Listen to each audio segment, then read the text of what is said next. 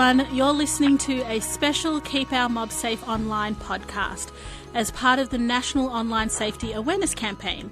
1 in 4 Aboriginal and Torres Strait Islander people have experienced cyberbullying. We are active online users. Though there are many benefits to being connected online, it's important our mob know how to stay safe. Growing up in a digital age, it's important to start the chat early about online safety.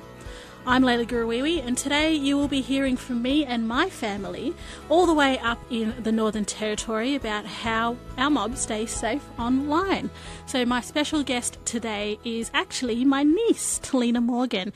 And Talena's 22 years old, so she's right smack bang in the middle of that generation that's all over social media at the moment. And Talena's an interpreter with AIS, the Aboriginal Interpreting Service at the hospital, and is also a research assistant for Menzies Health, including data collection in the community, and has recently moved out of the family home and is now living with friends in Darwin. So how are you, Tilly? I'm good, thank you. How are you? I'm good. I'm going really well. So, of course, we just wanted to talk about some of your experiences online, and why do you think that online safety is important for you and for our community? I think it's very important for our people to understand that online safety is a very important thing, because some people can get into a lot of trouble. They could get their images taken from the internet, of social media, and used for other websites, like bad websites. That's why it's very important to have your images looked after and stuff. And what have been your experiences online on social media, in, chatting to people, Snapchat, Instagram, Facebook, Messenger? Well, I've had a lot of different people sending me messages saying, watch out for your profile, like it's been hacked. So it's very important to, know the safeties of the social media. And what do you think some of the online dangers are, being online? Dangers are for the online? Well, some people can save your images without you knowing, and they can stalk you online, or they can come and stalk you where you live, because social media has all your information on your profile. Especially if you check in at certain places, and lots of people check in when they go have dinner or go to the movies or whatever. And like you said, if there's someone who has an unhealthy liking to you, they may just pop up in real life. That's something that can definitely happen. What other things do you think can happen, some dangers online, that you know of that might have happened to a friend or, some other family member? Yeah, I've noticed that, like on my timeline, there's a lot of family members and friends that are bullying each other on Facebook, and it's not very nice for the public to see. And it's very dangerous because there's other people getting involved and taking other people's images and making fun of them on Facebook, and that's not very nice. And sometimes when the family are having fights online, sometimes you feel like you have to take a side. And really, as family, we shouldn't really have to do that, because we're all family. Yeah, we're all family, so I don't think that's a very good thing, fighting on Facebook and letting everyone know your business. And I know before we were just talking about this actually. We were actually talking about gaming, and lots of our family, not mentioning any names, play a lot of games online, like your Fortnites and your Call of Duties and all that sort of stuff. And you just never know who you're talking to. Sometimes you know, but sometimes you don't. Yeah, sometimes you don't know and sometimes you do know. But I think it's very dangerous playing online with somebody you don't know and giving your private information to the other person that's online versing you. Mm-hmm. And with social media being introduced into Yolngu communities and remote communities, what sort of change have you seen, in the sense of you've lived in Darwin for a really long time, but when you go back to Yurui, to Milingimbi or to Galawinko, and you see the impact that being online and social media has had, what changes have you seen in the community? Like when you were growing up, for example, there was no social media, and it was just like Yolngu family hanging out with Yolngu family. But now everyone's on social media, everyone's online, everyone has access on phones. So what changes have you seen in community when you've gone from Darwin back to Gurruwiwi or over to Galawinko? What changes have you seen in the community? I've noticed that not much of the families are interacting with each other. They're like off doing their own things on social media. Some people are sticking to themselves. It's not like everyone's coming together and like going to the youth center, playing pool and stuff like that. It's so different nowadays back at home. And it's kind of sad because we never grew up in that environment. Yeah, it was always us together and enjoying our company and sitting down with elders. Yeah, and going out hunting and being together and fishing and all that stuff. Yeah. Learning to make baskets. But now it's just a whole different generation. So what, from your experience, being in this tech-savvy generation as you are, what are your friends and family and people that you know up to? What are the things that they do on social media? So I've noticed that a lot of my family go out to different places, go out fishing, like taking selfies, putting things on social media. Some of my families are overseas, having a good holiday and just enjoying life. So that's the positive in a sense that you're connected to family through social media because you get to be able to see the things that they do, whether it's hunting or travelling overseas or, doing different things. So that's a really good thing. How about younger kids? So, you're in your 20s, but teenagers, young teenagers, what are the things that you see them doing online? I see a lot of teenagers bullying each other, getting into a lot of trouble. Like, I see a lot of bad stuff on the internet about kids, and that's very sad because we never grew up in that type of environment.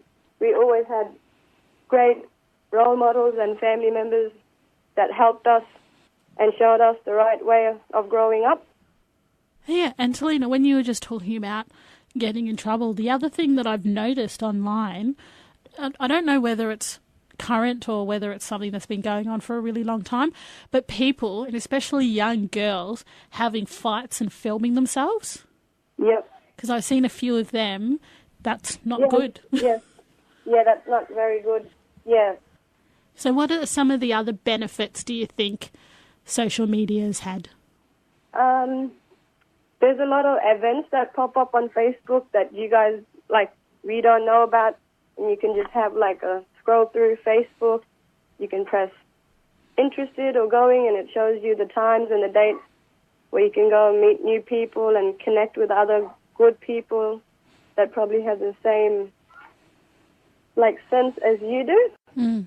So how do you think, in this day and age, because remember before, Talena, you talked about how connected we were as a community before and how we, sat with elders and had different conversations about different things. How do you think we can integrate that old way of living and the old way that we all used to do things into the conversation that we need to have around online safety now? Yep. So I think inviting people from different places to Alco and Milingimbi that kids really like, for example, football players. There's a lot of kids at Milingimbi and Alco that really love football, and they have fans, they're good fans of football players that, they could probably come back to Milingimbi or Alco and have a talk to the kids and tell them what they have to do to stay healthy and fit and enjoy life instead of doing other bad things and getting in trouble. So you're talking about using role models that kids have role models now to show them, through the AFL maybe, if it's AFL players, for example. AFL, yep, and using them models and stuff like that as a conduit to start the conversation around online safety. Yeah. Yep. And do you think there's room in that conversation or that to begin that conversation, do you think there's room there where we could include like our older people and our elders and, you know, adults? I'm an adult, but, you know, like older people, older, younger people into that conversation, because I think as, you know, as a, you know, as your, you know, well, through the white kinship system as your auntie, but through our younger kinship system as your mum, I worry about the things that you do online. I worry about the things that Gerard do online and all my other nieces and nephews and all those sort of things. So do you think it's important to include older, younger people in that conversation? Yep, I think it's very important to include, like, older family members that are more experienced and that know more about life to come and be a part of that day, like to sit down and have a good yarn and talk about all the good stuff together, I guess. And Talena, you have, well, in our family, your mum, my sister Jennifer, is actually the kinship carer of some younger family members who are your little brother and little sister. If they came to you tomorrow, for example, and they said to you, Talena, I want to be on social media, I want a Facebook page and an Instagram page, and I want Snapchat and all these things, what would you say to them to prepare them to be in that kind of online space? I would tell them that social media is very public, and that if you do decide to go on social media, make sure you're old enough to understand what's happening on social media, and don't write any bad things or don't bully other people on social media, because it's public and everyone can see it online. In your opinion, how else can we keep your family safe online? I guess just spread the word about, like, the dangers on social media, and let, like, the family, my family members, your family members know about the dangers on Facebook, and just make sure they understand, like, the dangers and the good things about Facebook. Tilly? Yeah, you still there? Yeah, I'm still here. No, I just wanted to say thank you for talking to me tonight. A big thank you to my niece Talena there, who spoke to me about this very important issue, an issue that we definitely need to constantly have a conversation about, not only with our families but also with educators and with all sorts of people. It's a conversation that we all need to have together. And for our listeners, make sure you know how to help your mob stay safe online. There are tools, information and resources available to help you. Visit eSafety.gov.au. There is also an app, My Online Journey, that is designed to help remote communities with accessing the internet safely. So together, let's start the chat. Keep our mob safe online.